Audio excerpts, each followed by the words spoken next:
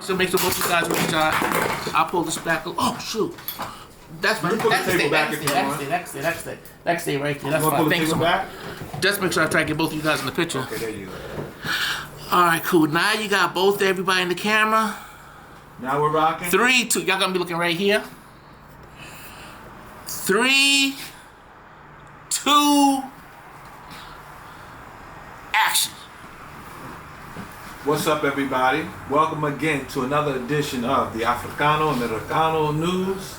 And today, you know, once again, you haven't seen him for 2 years on our program, but he's here back again. Legislator Carrie Solages from the Elmont district. What number did they give you guys this 3. time? Oh, you're still 3. Still 3. Yes, Okay. So you're still 3. Now, you know, after everything that's gone on, a lot has gone on. We've had an earthquake. We've had, you know, we definitely had the pandemic, the plague, and then we also had these floodings. So there was a lot of things, but that we could talk about. But some of the things that, you know, you are very qualified that you don't really go into. But I want to ask you these things like if you were in Congress. Could I do that? Yes, you can. Okay. Now, you know, the African American Media Network, we've been here for 30 years, and you know the background and how we started. Now, the geopolitical things that are going on, you have this thing in the Congo that's just horrendous about the way that they're getting exposed to all these different chemicals to pull out those things that they need to build the cell phones. You know, for Elon Musk and his batteries and the Tesla and all of that. Then you have the displacement over 5 million people in Somalia. You have all of that, and then you know your native home, you know, on our shores, right on our shores at Haiti with this guy barbecue. You know, I don't want to say too much because I probably end up in Haiti soon, so I don't want to get barbecue or a South African necktie, but. You know, with all of these things happening to our family in the diaspora, you know, globalism, Pan-Africanism, I think we're qualified to say this. How is it, and then even if you talk about the 1.1 trillion that the African Americans in this country as a nation would be 15 as a nation, we can't get a bailout. So how is it that we see the atrocities of Putin in the Ukraine, and then we see they get a package to rescue them, and then we see Israel. They continually get these big packages, and they get all of these big guns and you know, airplanes. How come it hasn't translated into our communities? So there's a lot that you mentioned, a lot that we have to digest. Let me just first say thank you very much, Andreas, to the African American Media Network. To all of our strong brothers and sisters in our community here in Nassau County, thank you for always standing up on the issues. And every free people deserve a free press, and you're providing that for us for here in Nassau County, in New York State. And yes, what you're saying is true. What we see happening locally is no different from what we see happening internationally. How we are treated as black people in Nassau County is no different how black people are treated in Africa or Haiti or elsewhere, which is why we must wake up and organize and stand up. And especially this year, a presidential election year in the most powerful nation in the world, we must be organized and we must be educated. So as a county legislator representing the Elmont Valley Stream greater area, my obligation is to primarily serve that community. But we are all connected, and so I'm concerned about what happens with people who look just like myself here in Freeport, Roosevelt, Hempstead, you name it. A lot of issues you mentioned. You know, in those nations that you mentioned, we have natural resources like iridium, which also can be found in Haiti. So the international geopolitical forces, as you see now, are destabilizing the political infrastructures of these countries, so that now the people do not have true free will and do not have the sovereignty to make their own decisions, and unfortunately international powers are making decisions for them. Which is what we see in Haiti. That sounds like colonialism. Unfortunately, colonization again. Unfortunately, it's just a new level of it. We're in a new century where now the powers that be are using new tools to discriminate and to disempower us. It's not necessarily race, but other factors. nationality, citizenship, education, income. These are the new factors of discrimination that they're using. Don't get it twisted. They're still using the old factors as well, but they realize that one can easily investigate that and expose that. So they must be more careful. It goes across political lines, I have to say, to be honest. Okay. I'm not just here waving the flag of one political party.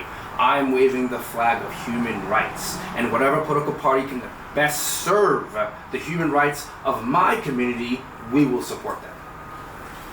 Well, can't get a better answer than that. Wow. Yeah. So the world has gotten smaller because of the technology that we have. We have AI, right? We have the technology of the Webb telescope, 1,000,000 miles away, showing us 80 billion years ago, showing us that there was no Big Bang, that this thing that we live in the vastness of the galaxies were forever. That being said, this political season that we have, how has it manifested itself in a digression? I'll give you an example. They took away abortion rights. That's a digression. That's a de-evolution. They took women's rights away. They are actually trying to now get rid of all. They just made a ruling about. I do want to interject. Yes, that has occurred, but there is a greater issue at hand. And the greater issue at hand is that one certain population realizes that they will be outnumbered in a matter of 10 years. And so they have now eliminated abortion so that now they can encourage growth in their community. That is the birth rate is in decline. Correct. And so in order to protect resources in their community, they want to make abortion more difficult so that it could increase the birth rate in certain communities. And now I'm an affirmative action specialist. They're trying to get rid of affirmative action, and it seems like they're using. They have gotten rid of affirmative action. The United States Supreme Court, which was cherry-picked and handpicked by President Trump, picked certain individuals with already an agenda, lied to Congress and the Senate about that agenda just so they could be confirmed. And once they got to the Supreme Court, they unleashed their political rhetoric, and as a result, our laws have been bastardized. No. We must do everything we can, in my opinion, to increase the number of justices on the Supreme Court. Now, that's what I was going to ask you next. So, do you feel that Biden should try to go ahead and get that process done, or it's too late because it's? I think there is never a perfect time to get it done. I think that they should have started that already. I think it was selfish for Ginsburg to hold on to her seat. As a result, Trump was able to pick the Supreme Court justice, and then they had their say on the Supreme Court. You know, when politics is deadlocked and things can get done, as in Congress, as we see now, right, they go to other areas and halls of power to get things done, such as our court system. And so that's why we have the court system ruling on important issues like affirmative action, abortion. Affirmative action is unfortunately dead. I'm a proud product of affirmative action program at Georgetown University. It's unfortunate now that a young black man from my neighborhood cannot take advantage of the same program and get into Georgetown and do right for his family. Well, we've got an idea for that, and that segues me right into one of the local questions that are still national. Internationally, Japanese, when they were in internment camps here, they received reparations, $25,000 a family or something like that. And then, Senator Alphonse D'Amato was able to go over into the Swiss banks and get reparations for Jews. And then, there was another a group of people that were able to get reparations. Now, how do you feel about reparations for African Americans? Because MWBEs, minority contracts, that is a form of reparations, is it not? So what's your spin on this whole idea where California, they passed the reparations bill, some other states? That's a very good question. I want you to understand American history as the game of Monopoly, where certain players on that board have been around that board 100, 200 times. Some other characters on that board have only been halfway or quarter way around the whole track. We must level the playing field as a society. That's what Abraham Lincoln was trying to do with Reconstruction, in which he provided land grants to former slaves, now freedmen. Unfortunately, when he was assassinated, Preston Johnson eliminated that. That is where American history took a turn for the worse. Of course, 400 years ago, when the first slaves stepped foot on this continent. And so, by Reconstruction not occurring, we as a country lost the obligation that we have to African Americans. I say African Americans, I'm talking to you as a proud Afro-Caribbean. My parents came here in the 70s. I don't think I should get a check. I do think that individuals that we can trace and show that they and their lineage were around during the time of slavery in New York, in New Jersey. Well, CARICOM is doing the same thing to the British Crown. We have that data here. The government can see and investigate, and through a study, not making things up, through a study, which families have been adversely affected by slavery, and those individuals deserve some sort of compensation. I don't know what type of compensation it should be, whether it should be education, tax credits, opportunities, I don't know. But there is a study, and I'm not the only one saying this. Well, Obama wouldn't even qualify for any representation. Governor Hochul of New York State signed a piece of legislation that my dear sister, Miguel Solage, authored, along with a couple other great elected officials here in New York State, and also State Senator Sanders. And it establishes a 9-person panel to study the issue and to make recommendations before the legislature. And that process has already occurred. That is true progress. I myself, as a legislator, was able to convince the Republicans to authorize legislation allowing individuals to get a free copy of their deed just to see whether or not it had a racial covenant on that deed. In Nassau County, many of these homes, like Levittown, the whole Levittown. Even that also in Valley Stream, okay, and also in areas here in Roosevelt, okay. There are deeds that say you could not sell your property to a black person or to a Jewish person. And then the police department was used to enforce those deeds. And so... It's called legal plunder. Correct, Unjust laws are enacted for legal plunder. Correct, sir. And so... So there, we've made significant improvements as a society, but unfortunately, with this new era of personality politics, where America has been forced to be great again, we're being put back 30 years, and a lot of the progress that we've made over the past 30 years, whether it be affirmative action, abortion rights, you name it, are being taken away, which is why we must vote. I'm here to say, please get out and vote. This is a very important election year, and if you do not vote, that you don't have a right to complain. I believe in change, and I believe in working in change from the inside, which is why, as an elected official, I'm trying to get as many people involved. Come to the legislative meetings on Mondays and speak up. When you speak up, you get attention. Well, that brings me to another thing. The George Floyd bill is being just languishing in Congress or the Senate, wherever it is. It hasn't been acted. But I remember when I thought I was going to go up to the legislature and blast them about the police misconduct that I found back in 19 that led before the George Floyd thing came 6 months later. And you were there roasting the legislator about not having the police held accountable for their misconduct and the things like the police in Nassau County, they refused to wear body cams. So tell us about where you are on the George Floyd bill, and then also the newest version of the voting rights bill that haven't been brought into fruition. Well, there was a young man in Westbury who was unfortunately assaulted by a Nassau County police officer, and myself, Legislator Abrahams, and Legislator Bino stood on that corner shortly thereafter to ask for body cameras. And that fight took us 8 years to get done in Nassau County, but we got it done.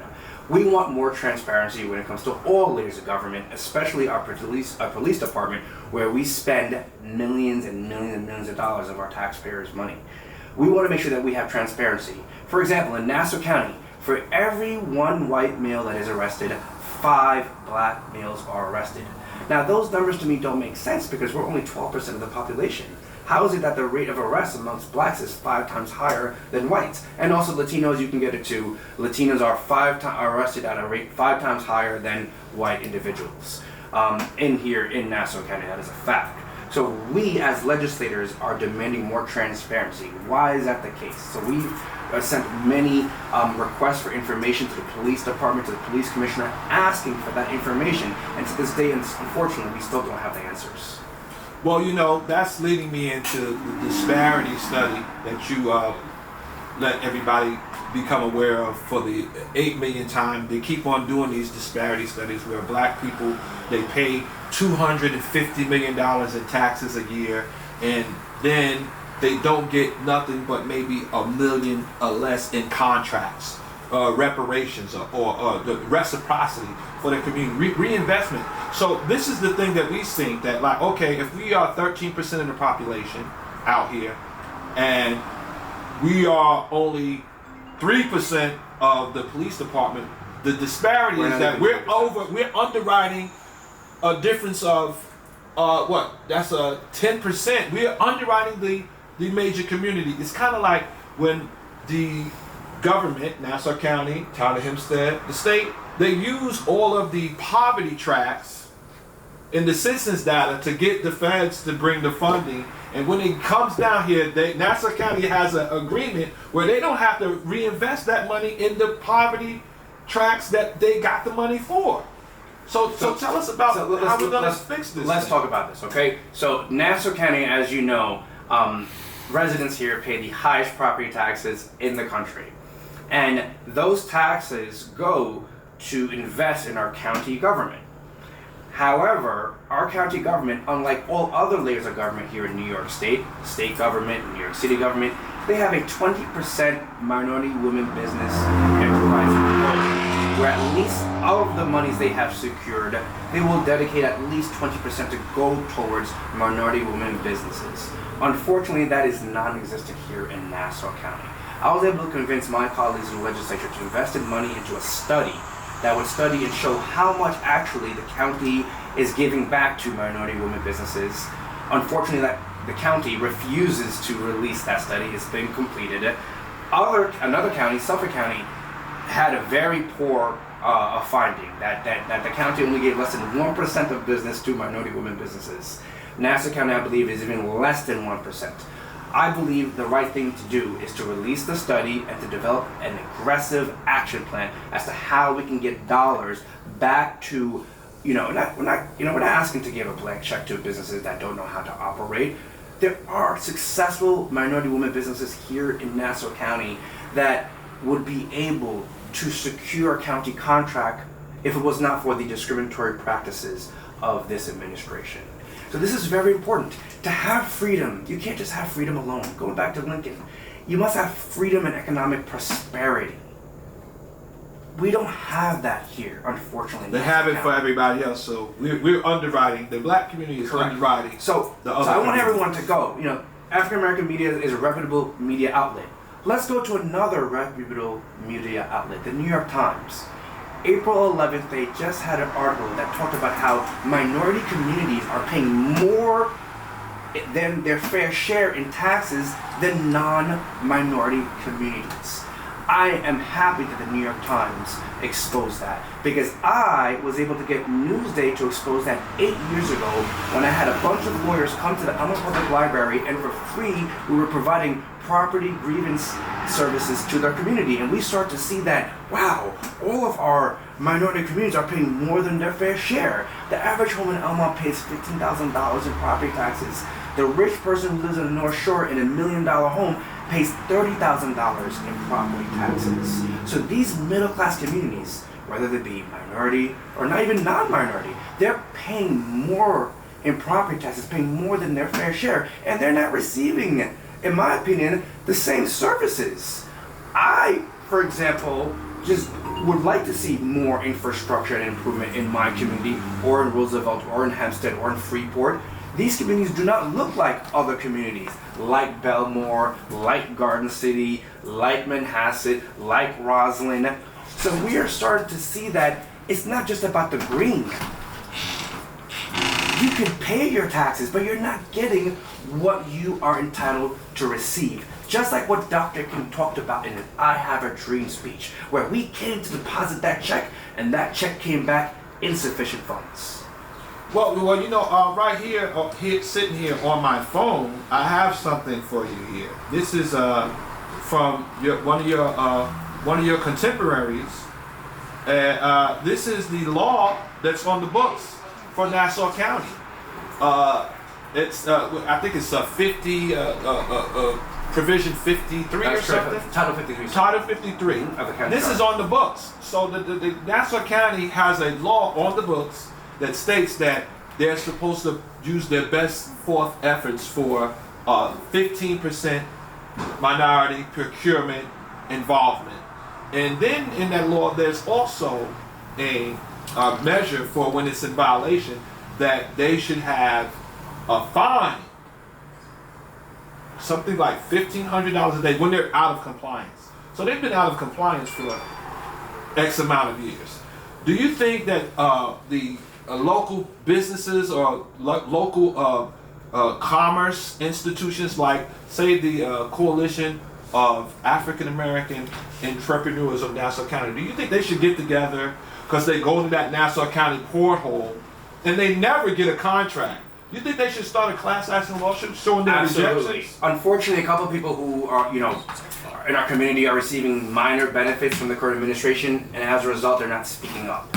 It is time for our community to be organized. All of our labor business organizations need to be united and come to the legislative hearings on Mondays and talk about how they are being left out of the pie of economic prosperity. Absolutely. It is incumbent and very important for our community to know about this injustice. Not only is the Blakeman Republican administration not in compliance with the county charter, they are also not in compliance with the Coleman decision from over 25 years ago that stated that when it comes to minority communities, you cannot freeze the tax rolls. We are out of compliance of several legal protections that would truly protect our community and encourage economic prosperity. So I am asking our community to stand up, to know the law, and to speak up. The current administration is in direct violation of laws that would provide more economic opportunity for our communities. And even though I may not have the majority of political power in the legislature because there are only 7 Democrats and there are 12 Republicans, my job still nevertheless is to lay the seeds of change and to at least let people know that this seed can grow if it has the proper light and the proper nutrition. And that nutrition is education, which is what we're doing here. And again, I really appreciate what you're doing. You are educating our community, and we must continue that education. I'm also asking the brothers in our community to take care of themselves. I am participating in a conference for the 2nd time. Last time I sponsored it, the Black Men's Mental Health Conference at Adelphi University on April 27th, where we want to encourage men, our protectors in our community, to receive any extra help they may need in order to do their role. We have an obligation to each other, to support each other. And I know at times, we don't do that as much, but we must do that because our communities are under attack, because the communities that are leading us, the leaders, and I can't even call them leaders, I call them entertainers. We cannot allow President Trump to be reelected. We cannot allow that. For a person like myself who went to school to be in government, I'd rather be an administrator rather than an entertainer. An entertainer bastardizes the entire political process. How dare he try to get African American votes by coming out with gold sneakers? But he said they come from shithole countries. How dare Did you know he said we that? should be insulted about that, and we should organize in masses to vote against a man like that. Yes, He I said know they that. said they're from shithole countries. And he was referring to Haiti, where both my parents come from. Oh, okay. And he doesn't realize that, I'm not going to go into a political, as Michelle Obama said, when they go low, we must go high. Well, listen, they're getting high. A lot of those guys are on drugs. So here we go with the entertainment part of our show. Now, since you brought Bruce Blakeman up, Loose Bruce, the county executive, since you brought him up, now, is he doing anything that do we need to give him what do you call that thing, a breathalyzer? Because do we need to give him a breathalyzer, or do we need to test him for steroids? Because I'm the not militia. here to attack the person. I'm here to attack their policies. No, I think the policies have What is he flaws. smoking to do a militia? I'm gonna have a militia. What's going on? This So is as the you may entertainment recall, part. the county executive recently released a What plan is to that? create a militia with taxpayer funding, by the way, that would give permission for certain individuals that he picks to guard certain areas when he himself declares a state of emergency. And I'm concerned about that. Especially when we have More Zimmerman? Exactly. More Zimmerman? Like God forbid we have a young man wearing a hood and he happens to be walking, near a particular place where there's an emergency. I don't know if we can hold that George Zimmerman accountable the same way we can hold a police officer accountable. So I don't like that plan. These are the sort of plans that make us reminisce or think back to the days where our rights were being trampled on, or where we were being stomped on, or our necks were being kneeled on. That's the sort of policy that we see being promoted. These policies that harken or talk about a day in which the United States was greater than it is today. They're trying to take us back. That's clearly what it is, and we have to do everything we can to stand up against policies like that. Well, you said something earlier. Just let me take it back. You were talking about African American men standing up, being men. There's a book that I read from a French economist when they were forming the American government. The book is called The Law. There's one book called The Law, and he expressed how America was going to fail because they didn't want to free the slaves. And then he talked about how they were going to keep the slaves enslaved was through legal plunder, which is basically, he was saying, writing unjust laws that were against humanity and to enforce stuff that it was against nature. So that reminded me when you said that about men. See, in America has created a caste system, and it's an artificial caste system where they actually take the black man and they put him at the lowest rung of the totem pole. But I would tell people in this country that nature always retaliates. When you try to take a lion out of the jungle and put him in the Bronx, where this guy had a tiger in his apartment, when that tiger found out who he was, they had to get that tiger out of there, okay? 'Cause nature always returns. You cut the grass, it comes back. The African American male is one of the ancestors of civilization. We are going to be great. The laws that try to take us and create us as a low class citizen in the caste system, those laws are going to fade away just like everything else. So I would tell the African American men, look at one of the examples of your community here. You need to understand that you have to take your own realization of who you are and your family who fought for you to get here and to raise you and to send you off into this world. You have to understand it is your duty to become self-aware, like they're talking about these computers that will figure themselves out, and you have to become self-aware and don't buy into the unjust laws, because in nature, let's be honest, since America is de-evolving, the only time a war was fought, it was through men, through their blood. Now, that being said, it's the same thing at the African American community of men. It's going to be fought with our blood. Nobody else is going to shed their blood. And that's just not a term of a term, but what I'm saying is not literally, but figuratively. So that being said, nature always returns, and our ancestry bodes that we will be great again. So we're going to make African men great again. Like this guy right here. We're always great, my brother, because I know God is watching over us. We are truly God's people. But I like what you said. We have to wake up. I remember I used to listen to Nas a lot when I was a young man. I love Nas. And he used to say... The God MC? Yeah, he used to say, you're playing with PlayStation while they're building space stations on Mars. And in fact, that song was like, I want to talk to the mayor, to the president, and to the Congress. I'm not going to mention the curses, but that song inspired me to get involved in politics. And so I say that now, please, in that We need all of our young kings and queens to receive the most education they can and receive the most love they can from their families. We have to support the black man. And one thing I love about the black feminist movement is that they define their movement on supporting the black man. And I love that. And that's what I love about black women. That's why you always find me with the black women. You know, and they are the true fruit of this world. And we have to do more to respect our black women and to provide for them. It's about the black family. And that's why as a legislator, when a family calls me for help, I'm going to make sure they get that help. And I want you to know that there are other good legislators in our community who are doing their job. And I'm asking you to please believe in ourselves. As an attorney, I have black clients who question my ability just because I'm black and not Jewish. You know, and I have to let them know that I get the job done. Just you don't go through that type of efficacy, do you? I have to unfortunately convince my clients of that.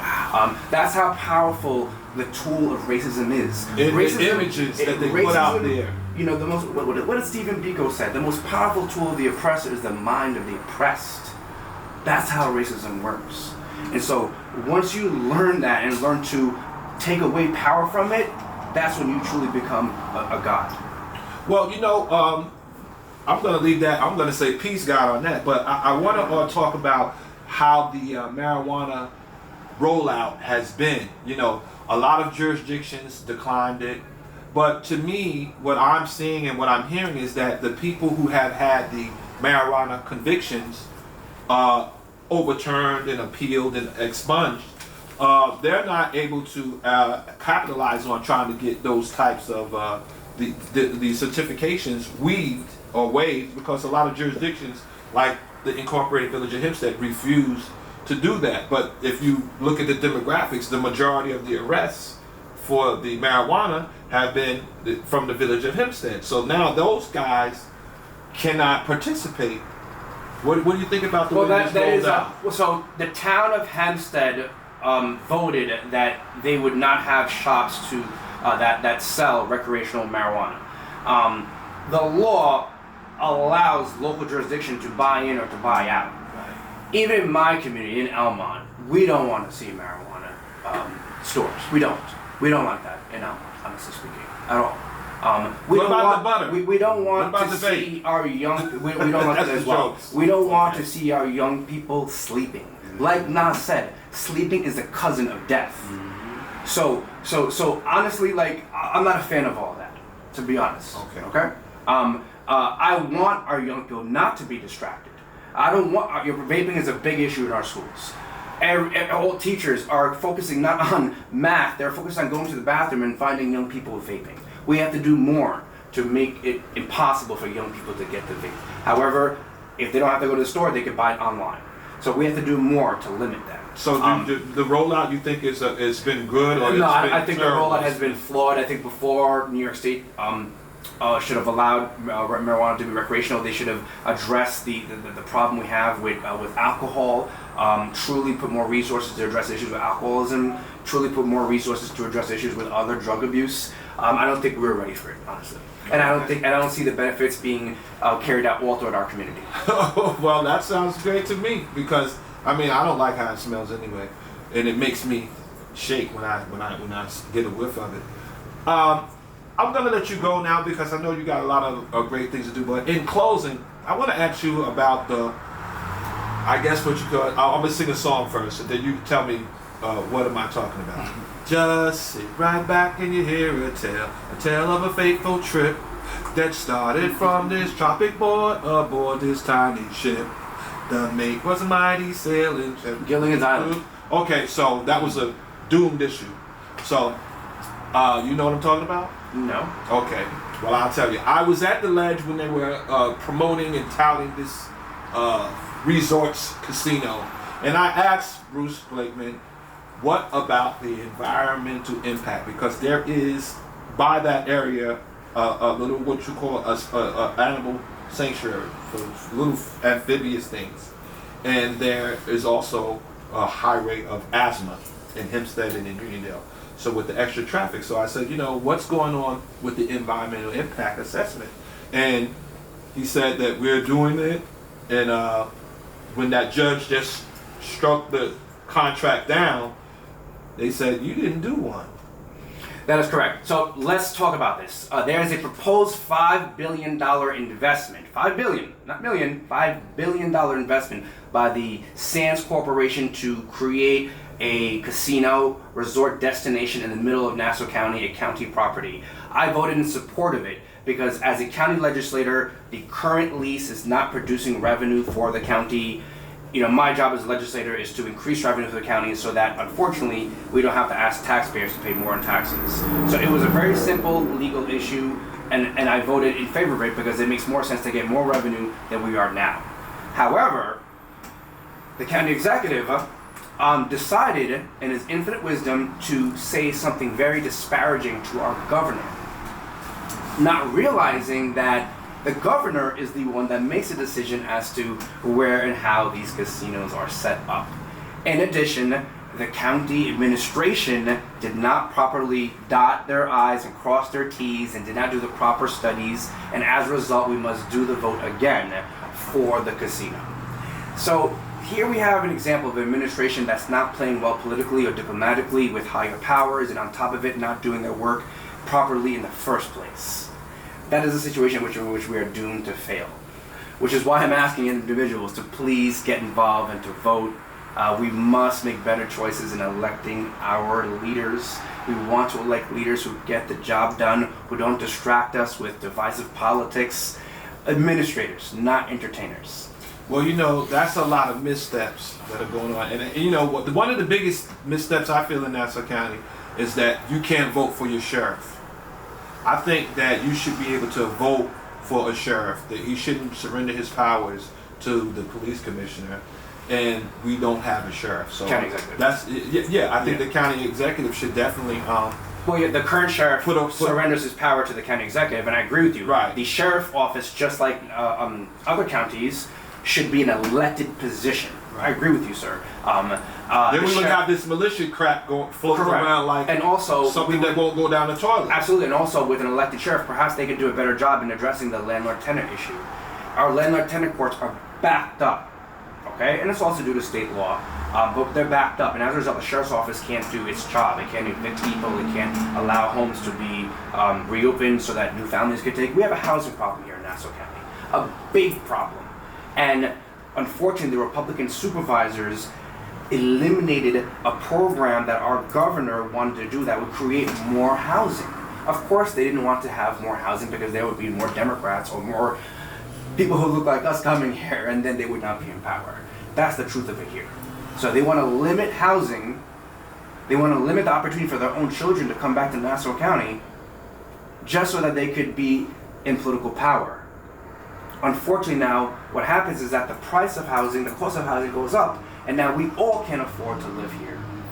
So the housing issue is a big crisis that we must resolve. Well, you know, I'm going to be giving a speech about the de-evolution of America on Malcolm X's birthday at the African American Museum, and what I'm hearing, what I'm hearing is that we have cavemen in business suits, because in any culture that is in decline, they all have done this. All of the great cultures, some of them saw it coming and some of them didn't. So, I mean, even though we are at the height of technology, we are at the height of new discoveries, it seems like we're also at the height of a de-evolution for these kind of caveman politics. And in closing, I'll say I'm glad that you were able to come out here to our viewers and articulate this whole paradigm to the community, because they don't want to get involved in politics. They just want to understand the issues and how they affect them, and then they'll go and vote accordingly. So I thank you for coming to our program and articulating that to our viewers. Anything that you would like to say in closing? Again, we have to continue supporting our local media. Please support true media outlets that get the word out there. I want to thank everyone who stands up for their community, everyone who is a positive influence in their community. Please be kind to others, and please vote. My name is Carrie Solages. I represent the 3rd Legislative District, Almont Valley Stream, South Floral Park. My office phone number is 516-571-6203. My initials are CS. If you can't remember that, remember common sense. It is, we must have leaders who are administrators, not entertainers, who believe in common sense and who want to do the people's work. That's what government is. Government is supposed to help people, not divide people, not crush people, not like a transgender ban on county property. Government, Constitution Law 101. Government cannot ban or take rights away from people. So again, we see here in Nassau County that's going back, but just like driving, I want you to know, D for Democrat, R for Republican, R for reverse, D for Democrat to go forward. Please vote this November. Thank you very much.